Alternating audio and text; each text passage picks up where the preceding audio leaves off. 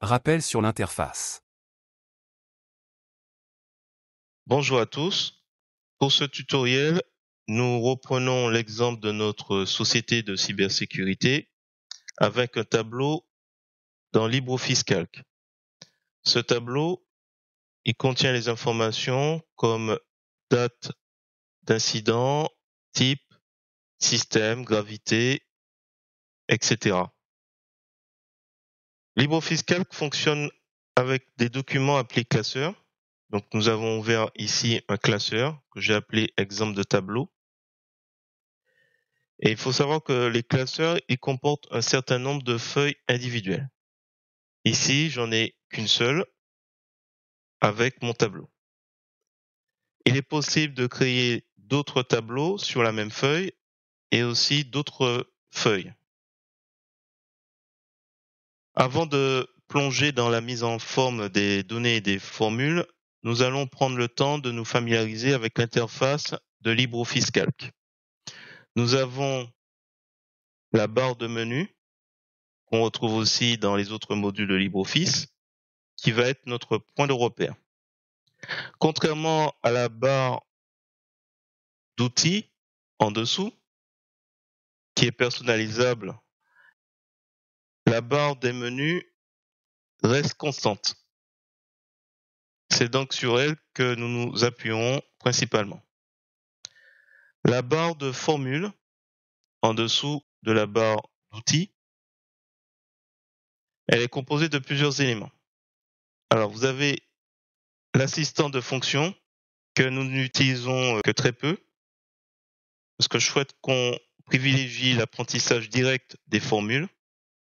Vous avez juste à côté les fonctions de base les plus utilisées. Ça permet de gagner du temps lorsque vous avez des éléments alignés à calculer, comme des sommes et des moyennes. Juste avant, vous avez zone de nom. Alors, zone de nom, ça vous affiche les coordonnées des cellules.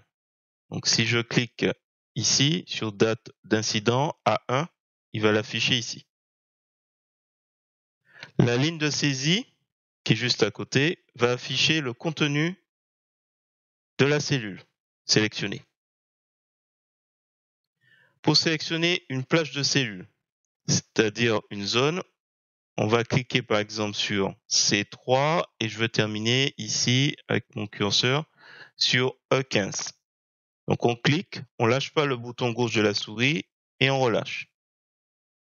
La zone de nom qui va être affichée sera donc C3 avec la première cellule que j'ai sélectionnée à E15, donc ça sera indiqué par 2 points.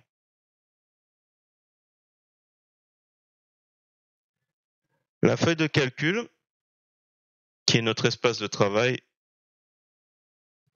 c'est ici qu'on va saisir et manipuler les données. Donc là, j'ai fait une saisie brute des éléments. Et ce qui nous permet de repérer les coordonnées des cellules, c'est grâce à l'entête de ligne, donc qui est constituée de chiffres et qui est composée de plusieurs millions de lignes. Et l'entête de colonnes qui est composée de plusieurs dizaines de milliers de colonnes. Vous pouvez ajouter autant de feuilles que nécessaire, juste en dessous de la feuille de calcul. Donc là, on a la feuille 1. Là, je peux ajouter feuille 2, feuille 3. Et par un clic bouton droit de la souris, vous pouvez faire renommer le nom de la feuille, copier, déplacer, protéger, changer la couleur. Donc simplement avec un clic. Donc là, par exemple, je supprime nos éléments. Et il faut savoir aussi que avec CTRL, vous pouvez sélectionner 2 feuilles et ainsi les supprimer en même temps. Voilà, on revient sur notre feuille 1. Nous avons un volet latéral, comme dans LibreOffice Impress. Alors vous cliquez sur le bouton pour l'afficher et vous pouvez aussi appuyer pour le masquer. Ou vous allez dans Affichage, volet latéral, si vous n'avez pas le petit bouton gris activé. Alors, il est composé de plusieurs onglets. Propriétés et style, ce sont les deux onglets que je vais utiliser principalement dans LibreOffice Calc. Voilà, ils sont ici. Je replie les éléments. En ce qui concerne le déplacement des données, si vous devez déplacer, alors, si on doit déplacer une cellule, vous pouvez la sélectionner et bien sûr vous la déplacez à un endroit où il n'y a aucune donnée, ne pas écraser les éléments. Mais on peut faire la même chose avec une plage. Donc si vous faites un endroit où c'est occupé, si vous avez un message qui vous prévient c'est activable ou désactivable, là il n'est pas activé, là il me prévient pas. Il part du principe que je sais ce que je fais et comment je le fais. Donc j'ai pas activé le message qui me prévient que je vais écraser des données à cet emplacement. Vous pouvez insérer une sélection entre deux colonnes. Donc par exemple, si je décide que tout ce qui concerne cette plage de cellules, donc système affecté entre les deux, donc entre D et E, je déplace, j'appuie sur Alt et je lâche. Donc on l'a déplacé sans avoir à écraser nos éléments. Pour rappel, comme on l'a vu dans LibreOffice Impress, si vous voulez sélectionner des éléments discontinus, vous pouvez en appuyant sur la touche CTRL. Ça vous permet, comme ça, s'il faut, de donner des modifications de formatage séparées.